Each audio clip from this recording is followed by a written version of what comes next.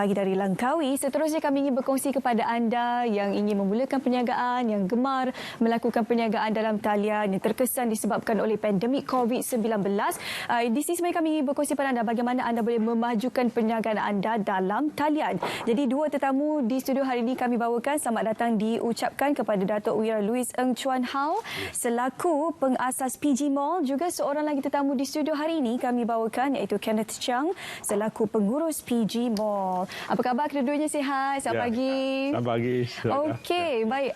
Sebenarnya platform dalam talian ini tidak asing untuk usahawan muda sebenarnya. Dan ialah di bawah pelancaran semula ekonomi penjana banyak sebenarnya diberikan penekanan bagaimana usahawan perlu memanfaatkan ke semua platform dalam talian ini untuk memajukan lagi perniagaan mereka. Jadi bagaimana sendiri bagi pihak Datuk Wira cuba untuk membantu peniaga-peniaga kita ini memasarkan produk mereka dalam talian? Memang ni perniagaan dalam talian memang satu trend yang kita panggil mega trend. Ini satu trend yang tak boleh diperkecil-kecilkan. Ini memang is a future, ini untuk masa depan. So trend ni dipercepatkan dengan ini COVID-19 since February onward. So kita rasa kita punya sale semenjak ni COVID-19 kita punya sale naik mendarat. Okay? So untuk peniaga-peniaga yang offline yang tak pernah sentuh dengan perniagaan atas talian ini merupakan satu masa yang kita kena fikir. Kita kena ambil inisiatif, ambil langkah yang positif untuk embark ini online bisnes. Sebab dari itu kita punya statistik memang tiap-tiap bulan yang pengguna dan peniaga yang dari sisi online dia tiap-tiap bulan meningkat. Dari Q1 pangkal 1 hingga pangkal 2 kita punya perkembangannya kita punya growth 200%.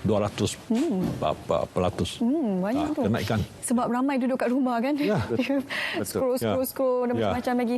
Okey, untuk Cik Kenneth sendiri mungkin boleh kongsikan bagaimana setakat ini respon daripada peniaga yang mendaftar dalam talian untuk menjual produk-produk mereka setakat ini bagaimana? Seperti mana Datuk yang share tadi, offline penjual offline sebelum COVID-19 yang belum ready online, after kita masuk RMCO, pendaftaran untuk menjual atas talian meningkat at least 200%. Dari ratusan pendaftaran setiap bulan meningkat kepada 300 lebih sehingga 400 sebulan sejak bulan April. Setiap bulan kita meningkat dan setiap bulan kita mendapat pendaftaran yang mendadak. Jadi sekarang memang everyday kita menolong peniaga MSME, micro SME dengan SME untuk menjual atas talian. Pada pandangan Datuk sendiri, bagaimana sebenarnya seseorang peniaga itu boleh memanfaatkan platform dalam talian ini untuk mengurangkan kos perniagaan mereka sebenarnya? Kalau kita pergi di kedai, physical store, mereka perlu membayar sewa dan sebagainya. Kalau berniaga dalam talian, mungkin mereka boleh memotong sedikit sebanyak kos mereka berniaga. Jadi, memang dalam offline pada masa ini, itu rental, itu shopping complex dia tak mengurangkan, dia maintain.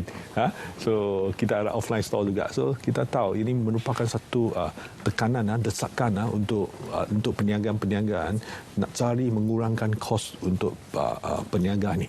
So transfer ini offline business atas online merupakan satu natural path.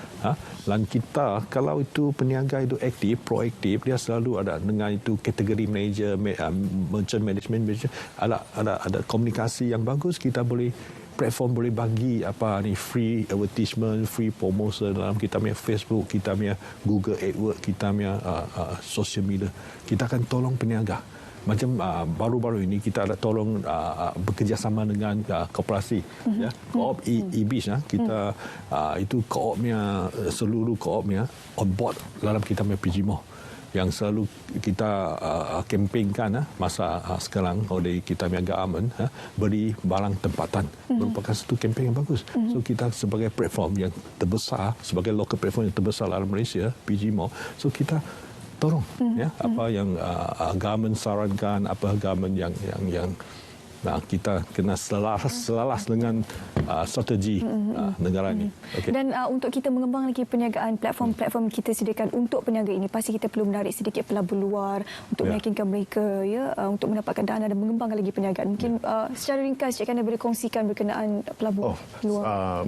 Selaras dengan pemulihan ekonomi negara, kerajaan kan menyediakan penjana kan.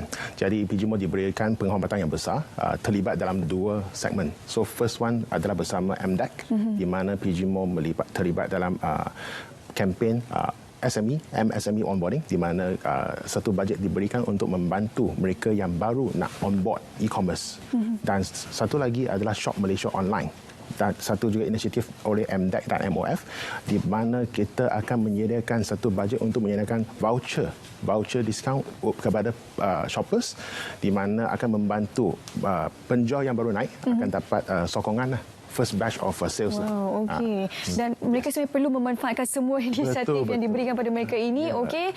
Terima kasih kepada Datuk Wira Lui Eng Chun Hao dan juga Kenneth Cham bersama kami hari ini untuk berkongsi berkaitan dengan topik platform berniaga dalam talian membantu PKS. Kita akan balik seketika, kembali selepas ini ada banyak lagi topik menarik akan dikongsikan. Jangan ke mana-mana.